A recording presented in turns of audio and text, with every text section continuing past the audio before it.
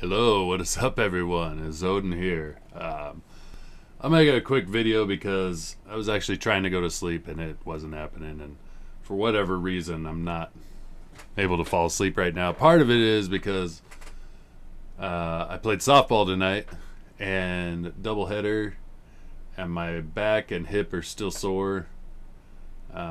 Even though when I was doing physical therapy, they're like, yeah, keep playing softball. That actually helps. And I think it will in the long run. But yeah, my hip got really sore from playing. Played doubleheader, lost both freaking games. I was like, yeah, well, whatever. Fuck it. Getting tired of losing, but our bats just weren't going, man. Like that first game, I couldn't get it going. We've had several weeks off because we didn't play Memorial Day weekend. We didn't play last weekend because it got rained out. It rained today, but not too bad, and it's raining like crazy outside right now. But yeah, and then by the second game, I got my stride, but it wasn't enough. You know, still a team game. You know, but I got a triple that was nearly an in the park home run and nearly an out of the park home run. At Merkel, which is harder to hit home run. I've hit out of the park home runs at our other field. We play at Franklin Park and at Merkel. Merkel's outfield is much deeper. I'm going to say much deeper, but it's noticeably deeper. So it is harder to hit them out. Whereas Franklin, it's like they're shallower. It's a little easier. So that said, I hit the fence. So in the air, hit the fence, not just rolled into the fence. At Merkel, at the bigger one, and I was like, man, I was so close. Another 2 feet, 3 feet up, it would have carried over, but whatever. And then I probably would have had the inside the park home run, except I sat there watching to see if it would clear. But I also hit it in a beautiful gap between the center fielder and left fielder, so they were scrambling to get to the wall. But that's it. It didn't work out, and I lost both games. The other weird thing was I was freaking getting ready to go, and I was going to be really early, which I prefer. It's just my temperament to get there early. And I look at my bat bag, and I don't see my glove. And then I went on a man scramble, and I'm like, oh, shit. Did I leave my glove at the field last time we played, which was 3 weeks ago? And I just never even checked. I'm like, what the hell? How did I do that? And so I'm scrambling, and then I'm like, I don't see it anywhere. I got to go meet everyone at the field. So I stopped at Dick's Sporting Goods to get a mitt. And I'm looking around. They've got their cheap ones were kids, which I wasn't going to do, especially in softball. And then they had some for $100 that were, and I was like, they still weren't the mitt I wanted, you know. And I'm like, I spent $100 on a mitt I don't even want. And then they had some really nice ones for $300, and I'm like, dude, what the hell? You know, like, I'm not spending $300, especially because, you know, I just need it because I lost my other one. I was mad about it.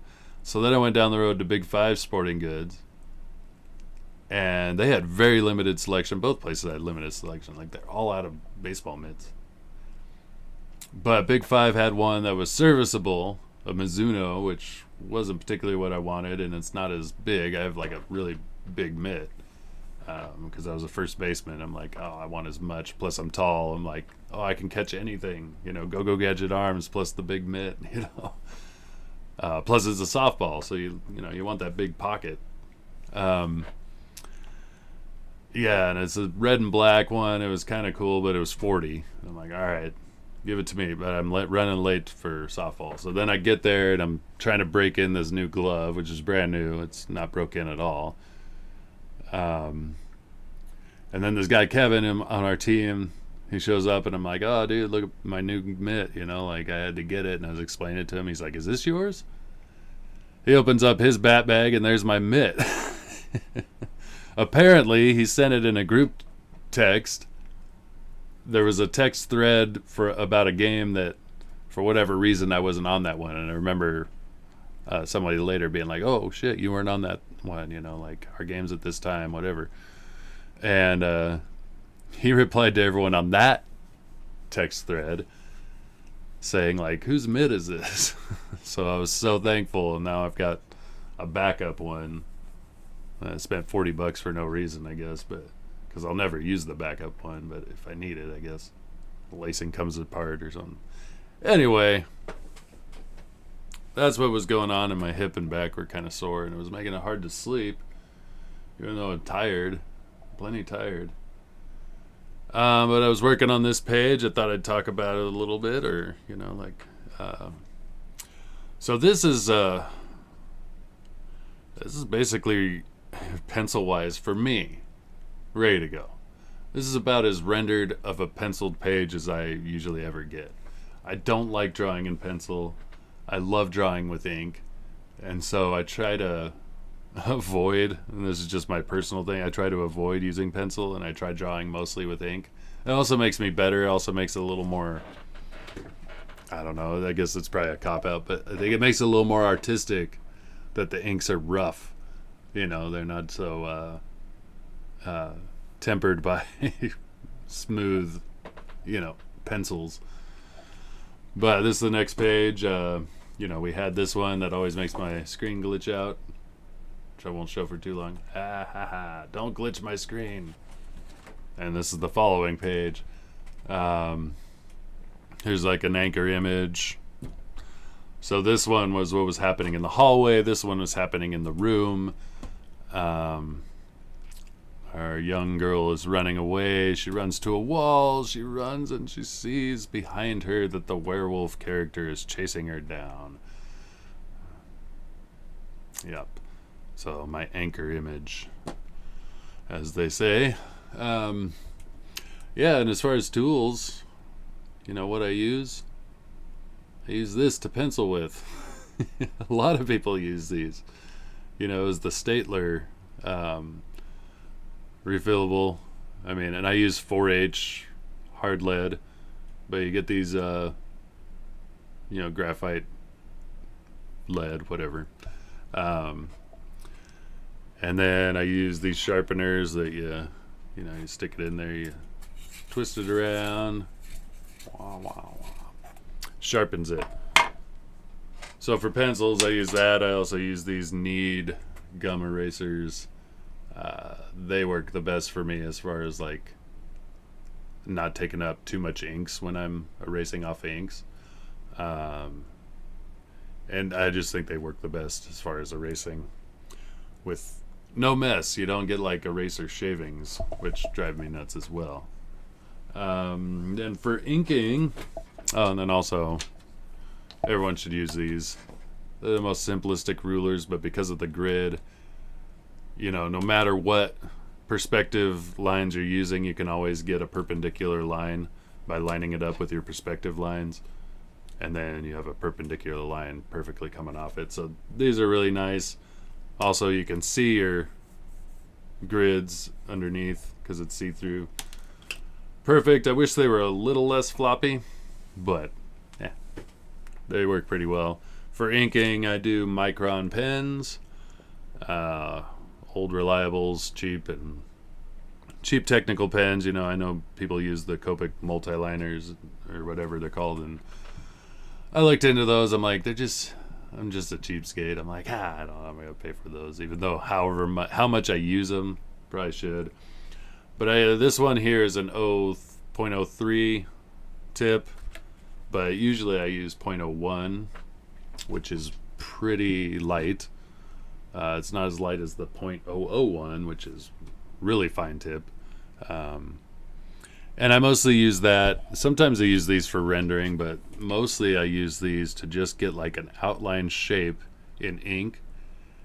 I saw a lot of how I ink evolved after I watched David Finch's live streams.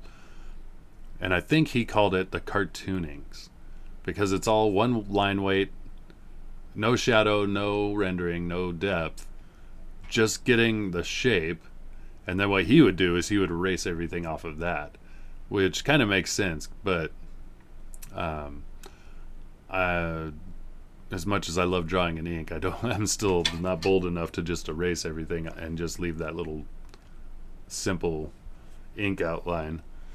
But they were good for that. I do use them for rendering quite a bit as well. But my favorite, and again, I learned about these from David Finch's live stream, is the Fudeno Suki. I don't know if that's how you pronounce it, but that's how I pronounce it.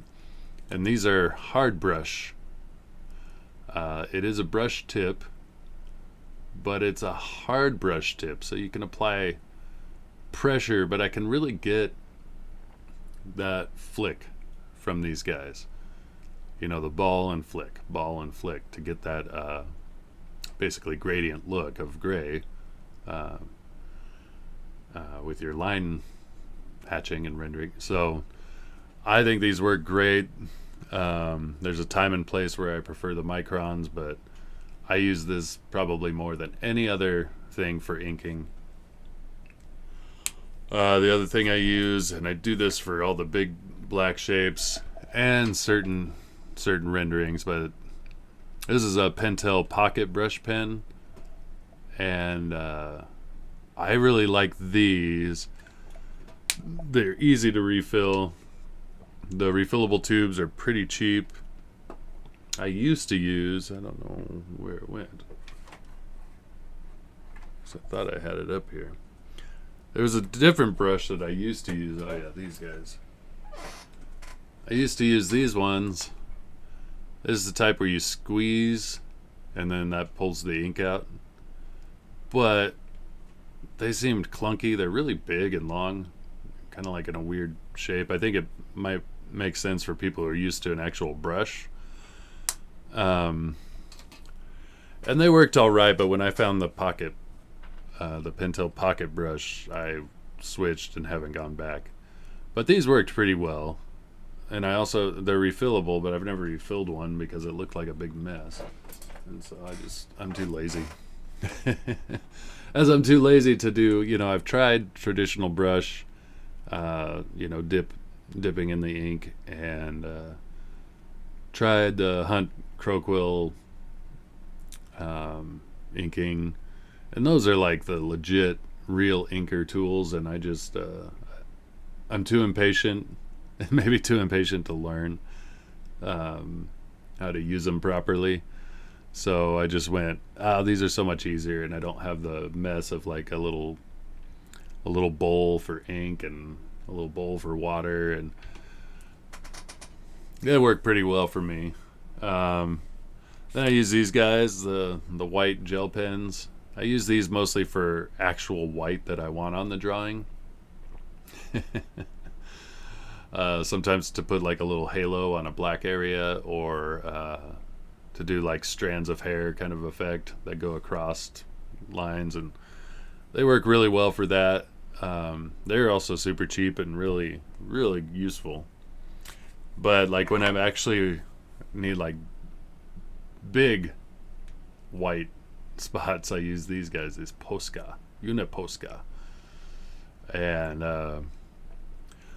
they come in different sizes, but I like the big fat one, because if I need something small, I just use those gel pens. But this will put like a big fat white over an area. Sometimes it just turns kind of gray and muddy, but if you do it right, there's a little trick. But these ones, you just press down, the white ink flows out, sometimes way more than you want, but they work great. This is more for when I like fuck up, I need to basically erase the inks. And then also these guys, sometimes I'll use this, just a straight white out, easy correct, where you push down and you can make like that size rectangle shape however long you want. This one I don't like using as much because it actually is raised and can kind of flake off from the page, but there's a time and place for that. So yeah, that's typically that's all I ever use, really, all that stuff to do everything. So yeah, a little insight into the tools I use. As I'm talking about this, I'm kind of like starting to fade, and I'm going, okay, maybe I can go to sleep. Like I said, the rain's coming down outside, which is soothing, nice soothing sound. late spring rain. We've been getting so much rain, it's crazy. So yeah, I'm going to give that a shot and wrap this video up. I'll be inking on this page tomorrow night. And most people probably won't see this till tomorrow because it's late, but we will be watching, and I don't know if he decided for sure, but what it sounded like is we're going to be watching Freaked, which anyone who knows me knows is one of my favorite all-time movies. I'm a little nervous if we watch it because it's not everybody's cup of tea, but I think it's phenomenal. I think it's fun, ridiculous, over the top, just craziness from beginning to end, and then lots of like great gags. Some of it's just like crazy fun humor, but some of it's just like classic tried and true gags. And yeah, I just think it's the best. Randy Quaid was awesome. All the characters were awesome. So, but that said, I kind of rambled on. Tomorrow night, 80s Made Consumers channel, we're going to be doing a watch stream, and I think we'll be watching Freaked. If not, we're watching something else. There was some other ideas thrown around. So whatever we're watching, you guys all should tune in and watch the movie with us. Have a blast. Get your popcorn, get your soda, get your beer, get whatever, crack, heroin, I don't know, whatever you need to watch a movie. I don't think those would be good to watch a movie with. But if you want to smoke a bowl, light up, that used to be my favorite. I don't smoke anymore, but oftentimes I think about it, I'm like, the only time I really miss it is when I watch a comedy, because they were extra funny. Actually, just watching movies in general, like getting stoned and watching movies was the only thing I miss about it. Other than that, I don't really miss smoking. But join us, man. It'll be fun. I'm going to be inking on this while we watch the movie. I'll have my beer or my Boilermaker handy.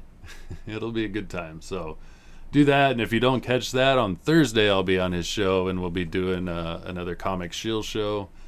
I don't know if he has a specific guest lined up, but we just go through all kinds of different independent books, talk about what we like, what we don't like, and mostly what we like, but occasionally we talk about what we don't like, and just see what's out there. There's tons of books coming out, tons of creators out there. It is, like I keep saying, an unprecedented time for comic books, but specifically independent comic books. But that is why it's an unprecedented time, is because there's so many indie books, and a lot of them doing fairly well. And that is a big revelation, and should be a revelation to the mainstream comic world, which I don't think they care. Even if we prove that the money in comics is not going to go to them, it's going to go to indie creators. Even if that totally obliterated the comic book industry mainstream-wise, they probably wouldn't care because they don't make money off comics. They never have made money on comics for the last 20 years, you know. They make money specifically off the movies. That's their biggest cash cow. And branding, lifestyle objects, oven mitts. You know, what's the light switch cover? But just about anything. I mean, you can go into, I see it at like Hobby Lobby and shit, but you can see it at Walmart, you know, t-shirts, everything, underwear, and they're not even underoos, man. Just any old underwear. Shit, used to only be underoos. But yeah, that's where they make their money. People buy that shit. Those IPs have been hammered into the culture's head, to where the mystique, in my mind, the mystique is just gone, and not the character Mystique. They could probably push her a little harder, I think, actually. No, the mystique of these main IPs, the big ones, and I don't know. I'm kind of over it, because now they're not the characters. Like, you know, they sell stuff that's like vintage looking. Like, I've got one up here, Detective Comics number 27, the first appearance of Batman. You can't see it, but you know, it's like a cheap Hobby Lobby piece. But it's cool because it was the very first appearance of Batman, and you go, they're selling the nostalgia, but they're not showing respect to it. And I think even with the selling of it at this point is disrespectful. So I'm kind of over Marvel and DC. I've been over DC for a long time. I was never a fan, but like Marvel was my favorite for a long time, and I just I don't see a way out for them. I don't think they're ever going to come back from the abyss. And you know what? Fine. You know, we're all independent creators. Like, this is the time. This is our time. This is our time down here. It is. It's time for new blood, new IPs, new infusion of creativity that moves on from the past. And I just, part of the reason I say that is because I want to remember it the way I remember it, and not have it be like this sore subject in my brain, kind of like what happened with Metallica. To where I was like, I hate Metallica, and I was on that train for a long time. I was like, I can't stand Metallica, I'm so sick of them. Part of it was they pounded in our head on the radio and it was the only metal band getting airplay. The other part being that they just changed. They were totally different. And every time they tried to like try something new, it just sounded worse and worse. And it destroyed my love for them, because there was a time when I thought they were amazing. And now I can go back with fresh ears and re-listen to the first 3 or 4 albums and be like, okay, this stuff still fucking kicks ass. This is still rocks. But they nearly destroyed it for me. And even still, it's still kind of hard to hear that, knowing it's them. And it's just weird taintedness that comes with it. And I don't want that to happen with comic books. So with the classic comic book characters that I've always loved. So I'm just going to remember them for what they were, and get excited about new creations that people are coming out with. So that said, my eyes are getting heavy now. I think I can finally fall asleep, so I'm going to end this stream. Everyone out there, as always, I hope you're doing pure awesome, and that everything in life is either victory or learning, because those are the only 2 answers. So until next video, take care of yourselves. This is Odin. Have a good night. See ya.